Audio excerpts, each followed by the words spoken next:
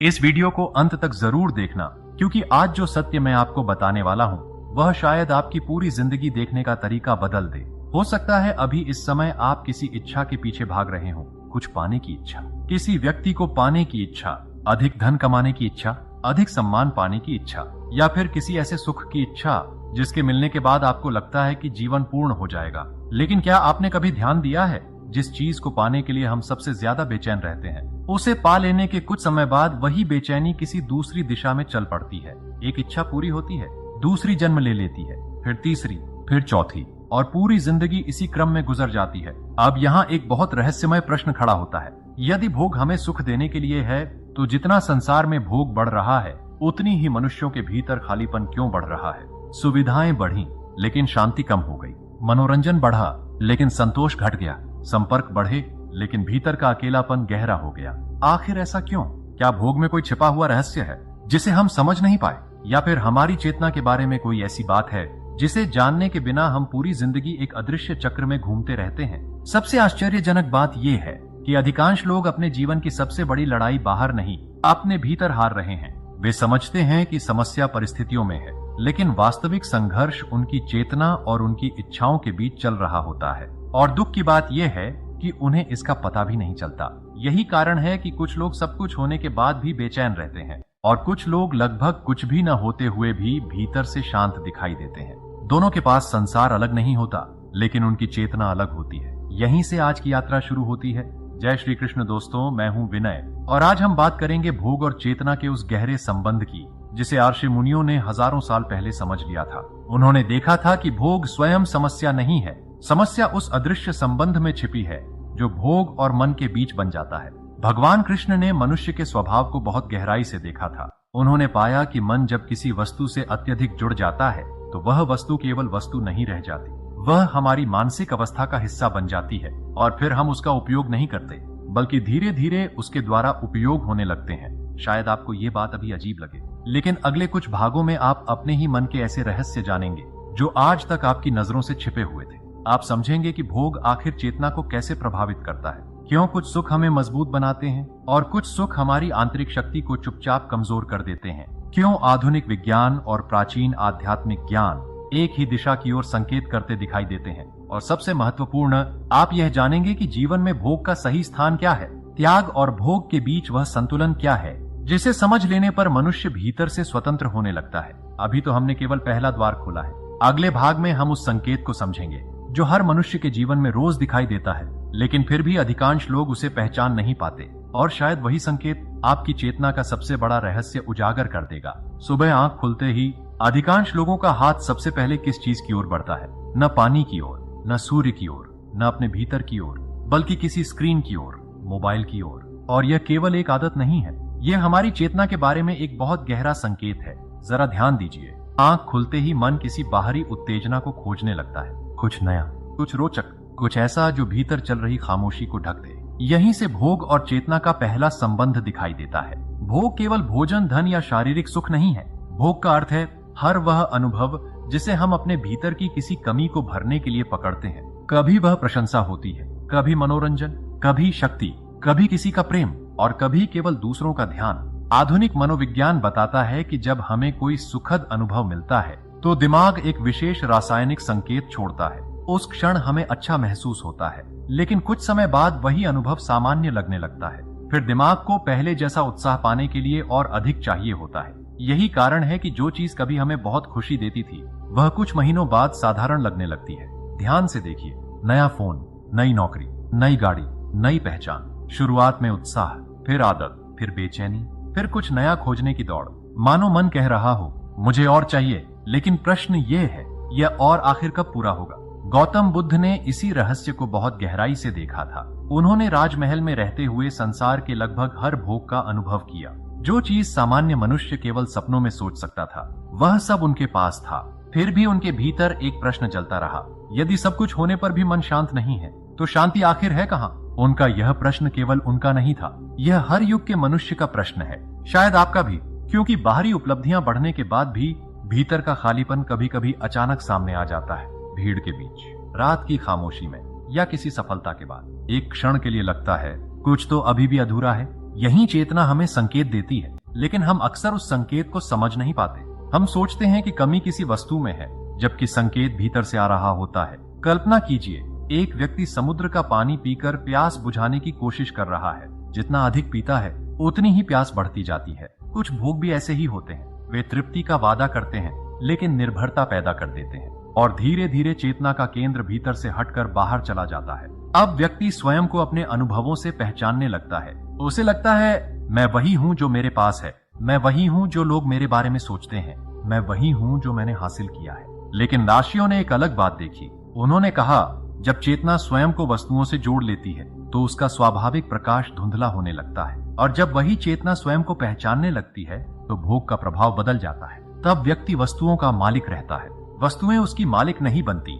यही अंतर है, बहुत छोटा दिखने वाला अंतर, लेकिन पूरी जिंदगी बदल देने वाला अंतर। अगले भाग में हम उस अदृश्य जाल को समझेंगे जिसमें फंसकर मनुष्य स्वयं अपनी इच्छाओं का कैदी बन जाता है और उसे लगता है कि वह पूरी तरह स्वतंत्र है। वहीं से हमारी आंतरिक यात्रा और गहरी होने वाली है। कभी आपने यह अनुभव किया है कि आप किसी चीज को छोड़ना चाहते हैं लेकिन छोड़ नहीं पाते? मन कहता है, बस अब बहुत हुआ, लेकिन कुछ समय बाद वही आदत फिर लौट आती है। वही आकर्षण, वही खिंचाव, वही बेचैनी, और तब इंसान सोचता है, आखिर मेरे भीतर ऐसा क्या है जो मुझे बार बार उसी दिशा में ले जाता है। यहीं से आत्मचिंतन की शुरुआत होती है, क्योंकि भोग का सबसे गहरा प्रभाव शरीर पर नहीं, मन की स्वतंत्रता पर पड़ता है। एक छोटी सी घटना पर ध्यान दीजिए। एक बच्चा पहली बार मिठाई खाता है, उसे स्वाद अच्छा लगता है, यह स्वाभाविक है। लेकिन यदि हर दुख, हर तनाव और हर अकेलेपन का समाधान वही मिठाई बन जाए तो धीरे धीरे स्वाद एक सहारे में बदल जाता है। फिर वह केवल मिठाई नहीं रहती,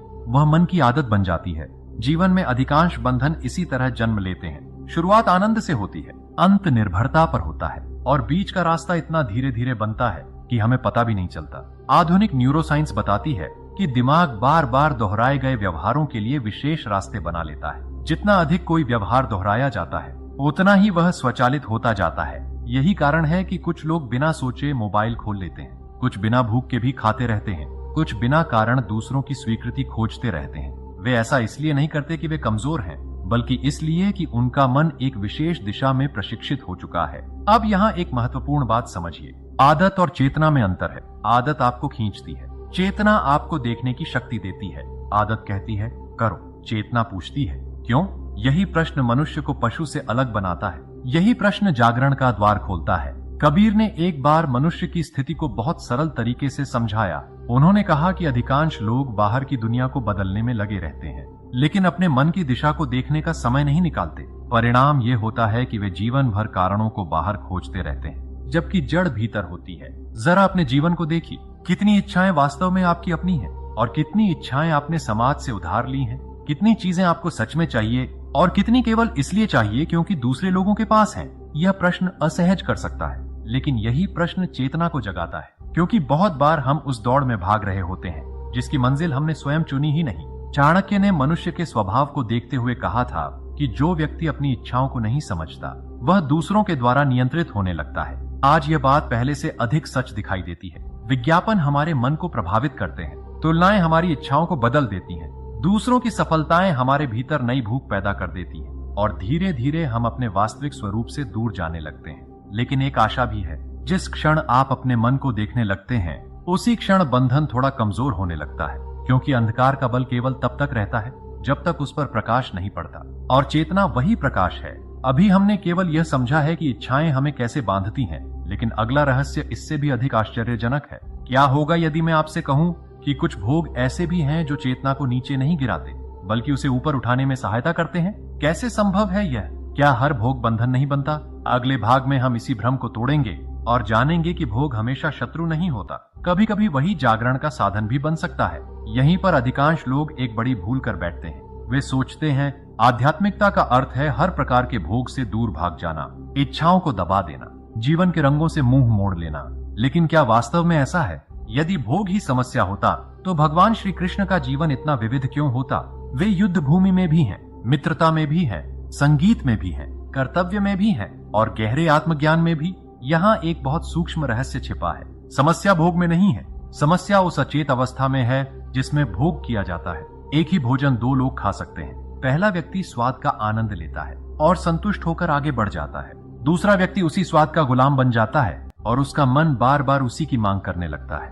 बाहरी क्रिया एक जैसी है, लेकिन चेतना की अवस्था अलग है। यही अंतर पैदा होता है। एक छोटी सी कहानी सुनिए। एक वृद्ध माली था। वह प्रतिदिन अपने बगीचे में घंटों काम करता था, फूलों से प्रेम करता था, उनकी सुगंध का आनंद लेता था। लेकिन एक दिन भयंकर आंधी आई, कई पौधे टूट गए। लोगों ने सोचा वह दुख से टूट जाएगा, लेकिन अगले दिन वह मुस्कुरा रहा था। किसी ने पूछा, क्या आपको अपने फूलों से प्रेम नहीं था? वृद्ध बोला, प्रेम था, लेकिन मैंने उन्हें पकड़ा नहीं था। ये वाक्य साधारण लगता है, लेकिन इसके भीतर चेतना का एक विशाल रहस्य छिपा है। प्रेम और पकड़ने में अंतर है, आनंद और आसक्ति में अंतर है, उपयोग और गुलामी में अंतर है। जब चेतना जागृत होती है तो वह अनुभवों का आनंद लेती है, लेकिन उनसे अपनी पहचान नहीं बनाती। जब चेतना सोई होती है तो वही अनुभव उसकी पहचान बन जाते हैं। यहीं से पीड़ा जन्म लेती है। आधुनिक मनोविज्ञान में एक रोचक बात सामने आई है। जिन लोगों का ध्यान वर्तमान क्षण में अधिक रहता है, वे सुखों का आनंद भी अधिक संतुलित ढंग से लेते हैं। उनमें निर्भरता कम बनती है।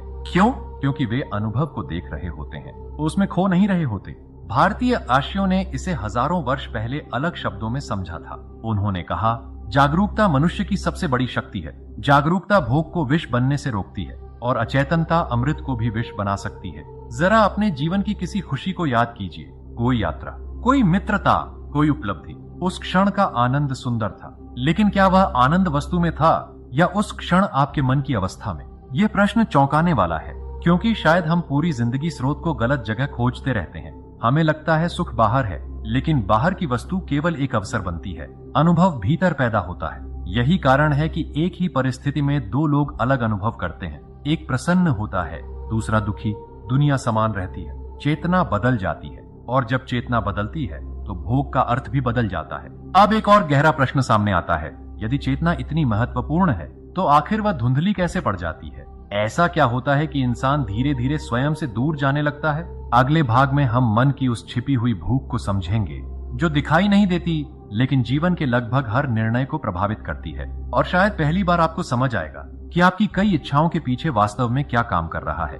मनुष्य केवल रोटी से नहीं जीता, वह अर्थ से भी जीता है। और जब जीवन में अर्थ कम होने लगता है तो मन किसी न किसी भोग के माध्यम से उस खाली जगह को भरने की कोशिश करता है। यहीं से एक ऐसी कहानी शुरू होती है जो लगभग हर इंसान के भीतर चल रही है, शायद आपके भीतर भी। एक युवक था, अच्छी नौकरी थी, परिवार था, दोस्त थे, बाहरी जीवन देखने में बिल्कुल सामान्य था। लेकिन रात को सोने से पहले उसे एक अजीब बेचैनी महसूस होती थी। कोई स्पष्ट कारण नहीं था।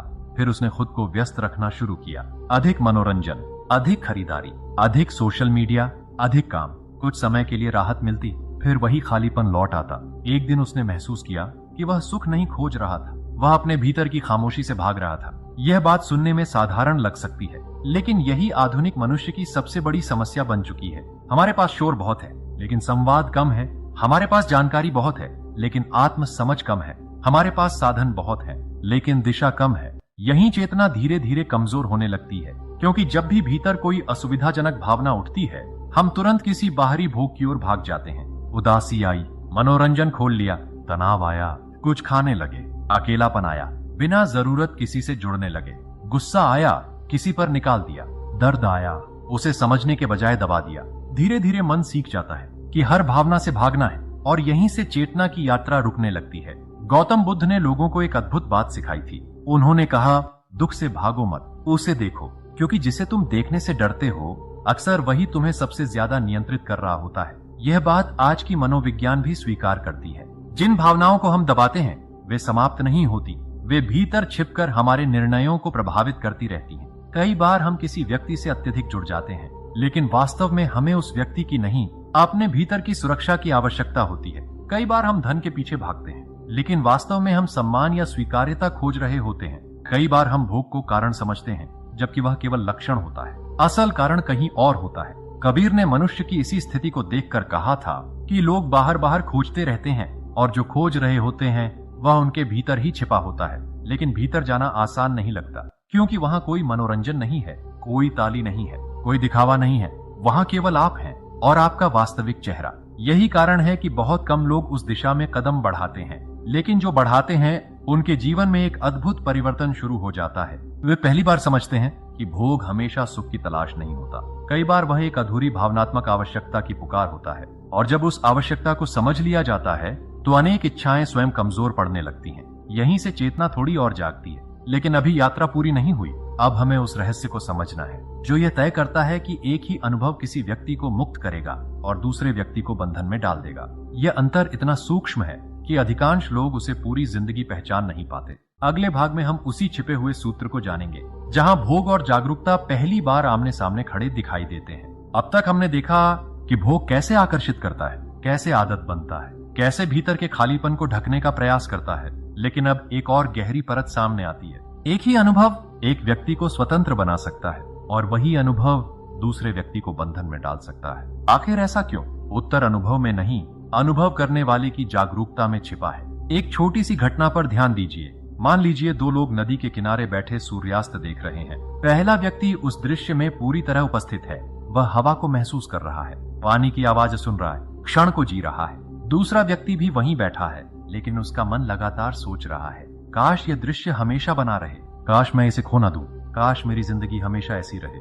दोनों एक ही दृश्य देख रहे हैं, लेकिन पहले व्यक्ति के भीतर शांति जन्म ले रही है, दूसरे के भीतर भय। यही चेतना का रहस्य है। जब हम किसी अनुभव को पकड़ना चाहते हैं तो सुख के साथ डर भी पैदा हो जाता है। खोने का डर, बदल जाने का डर, समाप्त हो जाने का डर, और यही डर धीरे धीरे आनंद को कम करने लगता है। उपनिषदों की परंपरा में एक सुंदर विचार मिलता है। उन्होंने जीवन को एक बहती हुई नदी की तरह देखा। जो बह रहा है उसे बहने दो, जो आ रहा है उसे आने दो, जो जा रहा है उसे जाने दो। लेकिन मन अक्सर इसके विपरीत करता है। वह बीते हुए को पकड़ता है, आने वाले को नियंत्रित करना चाहता है और वर्तमान को खो देता है। आधुनिक न्यूरोसाइंस में भी एक रोचक तथ्य सामने आया है। जब मन लगातार भविष्य की चिंता या अतीत की स्मृतियों में उलझा रहता है तो तनाव से जुड़े तंत्र अधिक सक्रिय हो जाते हैं। शरीर सुरक्षित स्थान पर होने के बाद भी मन खतरे का अनुभव करता रहता है। यही कारण है कि कई लोग आराम करते हुए भी थके रहते हैं। उनका शरीर विश्राम कर रहा होता है, लेकिन मन दौड़ रहा होता है। स्वामी विवेकानंद ने कहा था कि मनुष्य की सबसे बड़ी शक्ति एकाग्र और जागृत मन है। जिस मन को हर क्षण किसी नई उत्तेजना की आवश्यकता पड़ती है वह भीतर से कमजोर होने लगता है, और जो मन स्वयं में स्थिर होना सीख जाता है वह बाहरी परिस्थितियों का दास नहीं रहता। यहाँ एक गहरा अंतर समझिए। भोग का आनंद लेना और भोग में खो जाना दो अलग अवस्थाएं हैं। पहली अवस्था में आप जाग रहे हैं, दूसरी अवस्था में आप बह रहे हैं। पहली अवस्था में आप अनुभव के स्वामी हैं, दूसरी अवस्था में अनुभव आपका स्वामी बन जाता है, और जीवन की दिशा इसी बिंदु पर बदलती है। क्योंकि चेतना का विकास किसी वस्तु को छोड़ने से पहले उसे स्पष्ट रूप से देखने से शुरू होता है। जब आप किसी इच्छा को बिना दबाए देख पाते हैं, बिना उसके पीछे भागे उसे समझ पाते हैं, तब पहली बार उसके ऊपर आपका अधिकार बनने लगता है। यही आंतरिक परिपक्वता है। यही वह बिंदु है जहां इंसान केवल इच्छाओं से संचालित जीव नहीं रहता, बल्कि सचेत जीवन जीना शुरू करता है। लेकिन अब एक कठिन चरण आने वाला है, क्योंकि जैसे जैसे चेतना जागती है मन के भीतर एक संघर्ष भी शुरू होता है। एक हिस्सा पुरानी आदतों की ओर खींचता है, दूसरा हिस्सा स्वतंत्र होना चाहता है, और यही संघर्ष हर साधक, हर जागरूक इंसान, हर खोजी के भीतर होता है। अगले भाग में हम इसी आंतरिक युद्ध को समझेंगे।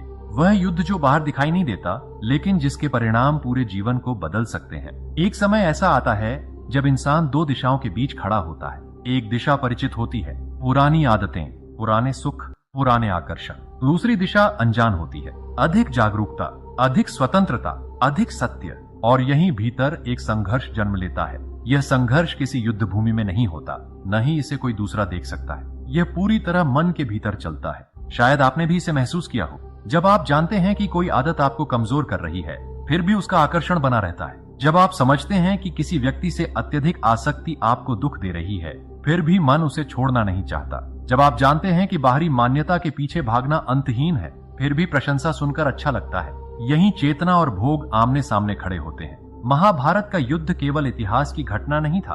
भारतीय दर्शन ने उसे मनुष्य के भीतर चलने वाले युद्ध का प्रतीक भी माना। एक ओर वे शक्तियां जो हमें नीचे खींचती हैं, दूसरी ओर वह विवेक जो हमें ऊंचा उठाना चाहता है। हर दिन, हर निर्णय में यह युद्ध चलता रहता है, और अक्सर बिना शोर के चलता है। मनोविज्ञान में इसे आंतरिक संघर्ष कहा जाता है। दिमाग का एक हिस्सा तुरंत सुख चाहता है, अभी, इसी क्षण।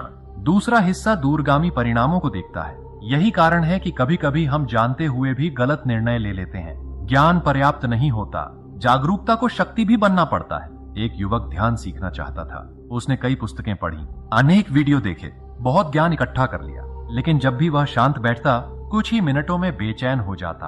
तब उसे पहली बार समझ आया कि समस्या जानकारी की कमी नहीं थी, समस्या यह थी कि उसका मन लगातार उत्तेजना का आदी हो चुका था। उसे खामोशी असहज लगती थी। यह अनुभव केवल उसका नहीं है, आज लाखों लोग इसी स्थिति में हैं। हम इतनी तेज दुनिया में जी रहे हैं कि स्थिरता हमें अजीब लगने लगी है। कुछ क्षण अकेले बैठना कठिन लगता है, बिना किसी मनोरंजन के रहना कठिन लगता है, बिना किसी प्रतिक्रिया के शांत रहना कठिन लगता है। और यही संकेत है कि चेतना को अपनी शक्ति वापस पाने की आवश्यकता है। गौतम बुद्ध के पास एक व्यक्ति आया। उसने कहा, मैं शांति चाहता हूं लेकिन मेरा मन मानता नहीं। बुद्ध मुस्कुराए। उन्होंने उत्तर दिया, मन को हराने की कोशिश मत करो, उसे समझो। यह उत्तर सुनने में सरल है, लेकिन इसके भीतर बहुत गहरी बुद्धि छिपी है। क्योंकि जिस चीज से हम लड़ते हैं उसे अक्सर और अधिक शक्ति दे देते हैं, लेकिन जिसे हम समझ लेते हैं उसकी पकड़ धीरे धीरे ढीली पड़ने लगती है। यही कारण है कि चेतना का मार्ग दमन का मार्ग नहीं है, यह समझ का मार्ग है। यह युद्ध जीतने का मार्ग नहीं, युद्ध को देखने का मार्ग है। और जैसे जैसे देखने की क्षमता बढ़ती है, मन का शोर कम होने लगता है। फिर एक दिन व्यक्ति महसूस करता है कि वह अपनी इच्छाएं नहीं है, वह अपनी आदतें नहीं है, वह अपने विचार भी नहीं है। उसके भीतर कुछ और है, कुछ अधिक शांत, कुछ अधिक गहरा। लेकिन उस सत्य को पूरी तरह पहचानने से पहले एक और पर्दा हटना बाकी है। अगले भाग में हम उस क्षण को समझेंगे जब पहली बार चेतना स्वयं को पहचानना शुरू करती है, और वहीं से जीवन केवल बदलता नहीं, उसकी दिशा ही बदल जाती है। कभी कभी जीवन में कोई बड़ी घटना नहीं होती, फिर भी सब कुछ बदलने लगता है। न कोई चमत्कार होता है, न आकाश से कोई आवाज आती है, न संसार अचानक नया हो जाता है, परंतु देखने वाला बदलने लगता है। और यही जागरण की शुरुआत है। अब तक व्यक्ति हर अनुभव में खो जाता था, हर भावना उसे बहा ले जाती थी, हर इच्छा उसे खींच लेती थी। लेकिन एक दिन वह अपने भीतर कुछ नया अनुभव करता है। वह पहली बार अपनी इच्छा को आते हुए देख लेता है, और उसी क्षण उस इच्छा और अपने बीच थोड़ी सी दूरी महसूस करता है। यह दूरी बहुत छोटी होती है, लेकिन आध्यात्मिक यात्रा में यही सबसे बड़ा मोड़ है। मान लीजिए आप क्रोधित हैं। पहले क्या होता था? क्रोध आया और आप क्रोध बन गए, शब्द निकल गए, निर्णय हो गया, पछतावा बाद में आया। लेकिन अब कुछ अलग होता है। क्रोध आता है और भीतर से कोई देखता है, हाँ, क्रोध उठ रहा है, बस इतना। यही चेतना जन्म ले रही है। यहीं से भोग का प्रभाव बदलना शुरू होता है। क्योंकि जो देख सकता है वह गुलाम नहीं रहता, जो केवल प्रतिक्रिया करता है वह बंधा रहता है। ऋषि मुनियों ने इसी अवस्था को आंतरिक साक्षी कहा। कोई रहस्यमय शक्ति नहीं, कोई अलौकिक घटना नहीं, बस अपने मन को देखने की क्षमता। जब यह क्षमता विकसित होती है तो व्यक्ति अपने जीवन को पहली बार स्पष्ट रूप से देखने लगता है। उसे समझ आने लगता है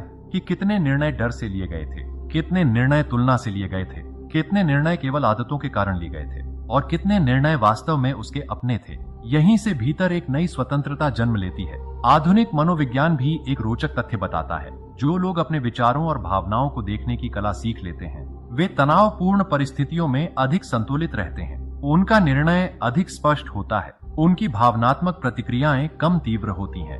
क्यों? क्योंकि वे हर भावना के साथ बह नहीं जाते, वे उसे पहचान लेते हैं। और पहचान ही मुक्ति की शुरुआत है। एक वृद्ध साधक से किसी ने पूछा, आप हमेशा इतने शांत कैसे रहते हैं? उन्होंने उत्तर दिया, मैं अपने मन की हर बात पर विश्वास नहीं करता। यह उत्तर सुनकर लोग हंस पड़े, लेकिन इसमें गहरा सत्य छिपा था। अधिकांश लोग अपने हर विचार को सच मान लेते हैं, हर इच्छा को आवश्यक मान लेते हैं, हर भय को वास्तविक खतरा मान लेते हैं, और इसी कारण परेशान रहते हैं। लेकिन जब चेतना जागती है तो व्यक्ति समझता है कि मन एक आकाश में चलते बादलों की तरह है। बादल आते हैं, रुकते हैं, फिर चले जाते हैं, आकाश बना रहता है। इसी प्रकार इच्छाएं आती हैं, भावनाएं आती हैं, भोग के आकर्षण आते हैं, फिर चले भी जाते हैं, लेकिन भीतर का साक्षी बना रहता है। और जब यह अनुभव गहरा होने लगता है तो जीवन की दिशा बदलने लगती है। अब व्यक्ति भोग से भागता नहीं, लेकिन उसमें डूबता भी नहीं। वह संसार में रहता है, पर संसार उसके भीतर नहीं रहने लगता। यही जागरण की पहली झलक है। लेकिन अभी एक और बड़ा परिवर्तन बाकी है, क्योंकि स्वयं को देखने के बाद मनुष्य को यह भी समझना होता है कि वह वास्तव में कौन है। अगले भाग में हम उस परिवर्तन को जानेंगे, जहां चेतना केवल जागती नहीं, बल्कि जीवन को एक बिल्कुल नए अर्थ में बदलना शुरू कर देती है। जब चेतना जागने लगती है तो सबसे बड़ा परिवर्तन बाहर नहीं, पहचान में होता है। पहले इंसान स्वयं को अपनी उपलब्धियों से पहचानता था। उसकी नौकरी, उसका धन, उसकी छवि, उसके संबंध, उसकी सफलताएं और कभी कभी उसकी असफलताएं भी। लेकिन धीरे धीरे उसे महसूस होने लगता है कि ये सब उसके जीवन का हिस्सा है, उसका वास्तविक स्वरूप नहीं। यहीं से परिवर्तन का नया अध्याय शुरू होता है। एक समय था जब किसी की आलोचना उसे कई दिनों तक परेशान कर देती थी। अब वह सुनता है, समझता है और फिर उसे जाने देता है। पहले किसी वस्तु के खो जाने से बेचैनी पैदा हो जाती थी। अब दुख तो होता है, लेकिन भीतर की शांति पूरी तरह नहीं टूटती। पहले सुख मिलता था तो अहंकार बढ़ता था, दुख मिलता था तो आत्मविश्वास टूट जाता था। अब दोनों आते हैं और चले जाते हैं। यही चेतना की परिपक्वता है। यह भावनाहीन होना नहीं है, यह भावनाओं के बीच स्थिर होना है। स्वामी विवेकानंद ने कहा था कि मनुष्य की सबसे बड़ी शक्ति बाहरी संसार को जीतने में नहीं, स्वयं पर अधिकार पाने में है। जब यह अधिकार विकसित होने लगता है तो भोग का स्थान भी बदल जाता है। अब व्यक्ति किसी वस्तु का उपयोग करता है, अपनी पहचान बनाने के लिए उसका सहारा नहीं लेता। अब संबंध प्रेम का माध्यम बनते हैं, अस्तित्व का आधार नहीं। अब सफलता आनंद देती है, लेकिन आत्म मूल्य का एकमात्र स्रोत नहीं बनती। यही चेतना स्वतंत्र होने लगती है। एक रोचक बात पर ध्यान दीजिए, जब कोई व्यक्ति भीतर से भरने लगता है तो उसकी इच्छाएं समाप्त नहीं होती, लेकिन उनका स्वरूप बदल जाता है। पहले वह केवल लेने की सोचता था, अब वह देने के बारे में भी सोचने लगता है। पहले वह केवल अपनी खुशी चाहता था, अब दूसरों के सुख में भी आनंद अनुभव करता है। पहले वह मान्यता चाहता था, अब वह अर्थपूर्ण जीवन चाहता है। यही आंतरिक विकास का संकेत है। गौतम बुद्ध के जीवन में भी एक ऐसा मोड़ आया था जब उन्होंने समझ लिया कि संसार को बदलने से पहले मन को समझना आवश्यक है, और जब मन समझ में आ जाता है तो संसार को देखने का दृष्टिकोण बदल जाता है। दुनिया वही रहती है, लेकिन अनुभव बदल जाता है। यही कारण है कि कुछ लोग कठिन परिस्थितियों में भी शांत रहते हैं और कुछ लोग हर सुविधा के बावजूद अशांत रहते हैं। स्थिति नहीं, चेतना निर्णायक बन जाती है। अब व्यक्ति को धीरे धीरे एक नया रहस्य समझ आने लगता है। वह देखता है कि भोग और त्याग वास्तव में विरोधी नहीं है, दोनों का सही स्थान है। समस्या केवल तब पैदा होती है जब उनमें से कोई एक हमारी चेतना पर अधिकार कर लेता है, और यहीं से आध्यात्मिक विस्तार की शुरुआत होती है। एक ऐसी समझ जो केवल व्यक्ति के जीवन को नहीं, उसके पूरे अस्तित्व के अनुभव को बदल देती है। अगले भाग में हम इसी विस्तार को समझेंगे, जहां मनुष्य पहली बार ये देखना शुरू करता है कि उसका जीवन केवल उसकी व्यक्तिगत कहानी नहीं है, वह उससे कहीं अधिक विशाल है। और वहीं से भोग और चेतना का अंतिम रहस्य धीरे धीरे प्रकट होने लगता है। जब एक बूंद स्वयं को केवल बूंद समझती है तो उसे हर क्षण डर लगा रहता है, टूट जाने का डर, सूख जाने का डर, खो जाने का डर। लेकिन जब वही बूंद यह जान लेती है कि वह समुद्र से अलग नहीं है, तो उसका पूरा अनुभव बदल जाता है। मनुष्य की चेतना भी कुछ ऐसी ही यात्रा करती है। शुरुआत में वह स्वयं को केवल शरीर समझती है, फिर विचारों से पहचान बनाती है, फिर इच्छाओं से, फिर उपलब्धियों से। लेकिन जैसे जैसे जागरूकता गहरी होती है, उसे महसूस होने लगता है कि उसका अस्तित्व इन सबसे बड़ा है। यही आध्यात्मिक विस्तार आरंभ होता है। अब जीवन केवल मुझे क्या मिलेगा तक सीमित नहीं रहता। एक नया प्रश्न जन्म लेता है, मैं जीवन के साथ कैसे जुड़ सकता हूँ? यही प्रश्न चेतना को ऊंचा उठाता है। भगवान श्री कृष्ण ने जीवन को त्यागने की नहीं, समझने की बात कही। उन्होंने संसार से भागने का मार्ग नहीं दिया, उन्होंने संसार के बीच जागने का मार्ग दिया। यह अंतर बहुत गहरा है, क्योंकि भागने वाला व्यक्ति भोग से दूर तो जा सकता है, लेकिन उसके आकर्षण से मुक्त नहीं होता, जबकि जागने वाला व्यक्ति आकर्षण को समझ लेता है, और जो समझ लिया जाता है उसकी शक्ति कम होने लगती है। एक किसान की कल्पना कीजिए, वह मिट्टी में काम करता है, बीज बोता है, फसल उगाता है, मेहनत करता है, उम्मीद भी रखता है, लेकिन वह यह भी जानता है कि वर्षा उसके नियंत्रण में नहीं है, ऋतु उसके नियंत्रण में नहीं है, प्रकृति उसके नियंत्रण में नहीं है। इसलिए वह कर्म करता है, लेकिन परिणाम को पकड़कर नहीं बैठता। यही संतुलन चेतना को विस्तृत करता है। आधुनिक विज्ञान भी बताता है कि जिन लोगों का ध्यान केवल व्यक्तिगत लाभ तक सीमित नहीं रहता, वे अधिक संतोष और मानसिक स्थिरता अनुभव करते हैं। जब मन स्वयं से बड़े किसी उद्देश्य से जुड़ता है तो उसकी ऊर्जा का स्वरूप बदल जाता है। यही सेवा का जन्म होता है, यही करुणा का जन्म होता है, यही सच्ची परिपक्वता का जन्म होता है। अब भोग केवल व्यक्तिगत सुख का साधन नहीं रहता, वह जीवन का एक हिस्सा बन जाता है, पूरा जीवन नहीं। और यह अंतर बहुत महत्वपूर्ण है, क्योंकि जिस क्षण कोई एक चीज पूरे जीवन का केंद्र बन जाती है, वहीं बंधन शुरू हो जाता है। लेकिन जब चेतना विस्तृत हो जाती है तो हर अनुभव अपने उचित स्थान पर आ जाता है। धन उपयोगी है, लेकिन पहचान नहीं। संबंध सुंदर है, लेकिन अस्तित्व का आधार नहीं। सफलता आनंददायक है, लेकिन आत्मा का मूल्य नहीं। और जब यह समझ भीतर उतरने लगती है तो जीवन हल्का महसूस होने लगता है। अब व्यक्ति दुनिया से लड़ नहीं रहा होता, वह उसे समझ रहा होता है। अब वह इच्छाओं को दबा नहीं रहा होता, वह उन्हें देख रहा होता है। अब वह भोग का दास नहीं होता, वह उसका सजग उपयोगकर्ता बन जाता है। लेकिन अभी वह अंतिम सत्य बाकी है, जिसका संकेत हमने इस यात्रा की शुरुआत में दिया था। वह रहस्य जो भोग और चेतना के पूरे संबंध को एक सूत्र में बांध देता है। अगले और अंतिम भाग में हम उसी पर्दा उठाएंगे, और शायद पहली बार आप समझ पाएंगे कि जिस चीज को आप जीवन भर बाहर खोजते रहे, उसका स्रोत वास्तव में कहाँ है। और अब हम उस अंतिम द्वार पर पहुंच चुके हैं, जिसका संकेत शुरुआत से दिया जा रहा था। याद कीजिए, वीडियो के आरंभ में एक प्रश्न पूछा गया था, यदि भोग सुख देता है तो भोग बढ़ने के साथ साथ मनुष्य का खालीपन क्यों बढ़ता जा रहा है? अब उस रहस्य का उत्तर सामने है। कारण भोग नहीं है। कारण ये है कि हम उस चीज से सुख मांगते हैं जो सुख का स्रोत ही नहीं है। यही जीवन का सबसे बड़ा भ्रम है और यही सबसे बड़ा जागरण भी।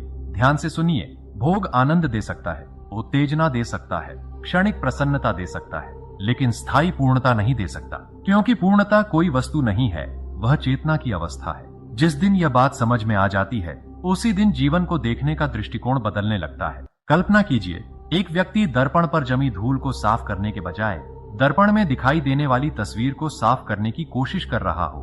वह पूरी जिंदगी प्रयास करता रहेगा, लेकिन सफलता नहीं मिलेगी, क्योंकि समस्या तस्वीर में नहीं, दर्पण पर है। इसी प्रकार अधिकांश लोग बाहर की परिस्थितियां बदलते रहते हैं, नई वस्तुएं, नए संबंध, नई उपलब्धियां, नए लक्ष्य, लेकिन भीतर की चेतना को देखना भूल जाते हैं और इसलिए वही बेचैनी बार बार लौट आती है। ऋषि मुनियों ने एक गहरी बात समझी थी। उन्होंने देखा कि मनुष्य वास्तव में सुख नहीं खोज रहा, वह स्वयं को खोज रहा है। हर इच्छा के पीछे स्वयं तक पहुंचने की एक अधूरी कोशिश छिपी है।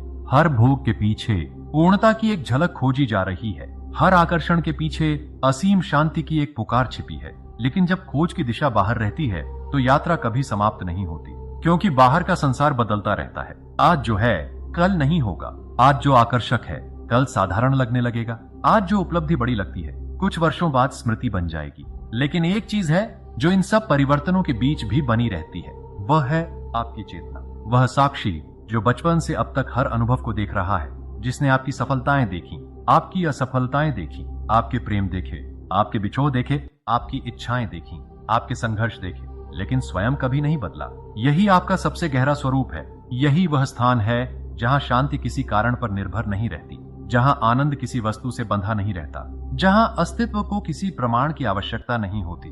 भगवान श्री कृष्ण, बुद्ध, कबीर, विवेकानंद सभी अलग अलग शब्दों में इसी सत्य की ओर संकेत कर रहे थे। संसार को छोड़ो नहीं, संसार में खो नहीं, संसार को समझो। भोग से भागो नहीं, भोग के दास मत बनो, उसे उसके स्थान पर रखो और स्वयं को अपने स्थान पर। यही संतुलन है, यही परिपक्वता है, यही जागरण है। और अब शायद आप समझ सकते हैं कि भोग और चेतना का वास्तविक संबंध क्या है। भोग तब बंधन बनता है जब हम उससे अपनी पहचान बनाने लगते हैं, और वही भोग साधन बन जाता है जब चेतना जागृत होकर उसका उपयोग करती है। अंततः समस्या संसार में नहीं थी, समस्या भूल में थी, और मुक्ति संसार छोड़ने में नहीं, स्वयं को याद करने में है। जिस सत्य को तुम पूरी दुनिया में खोज रहे थे वह हमेशा तुम्हारे भीतर मौजूद था, शायद बहुत शांत, बहुत गहरा, बहुत प्रतीक्षारत, बस तुम्हारी ओर से एक नजर का इंतजार करता हुआ। कुछ क्षण मौन रहो, अपने भीतर उतर जाओ और महसूस करो कि जो तुम खोज रहे थे शायद तुम कभी उससे अलग थे ही नहीं।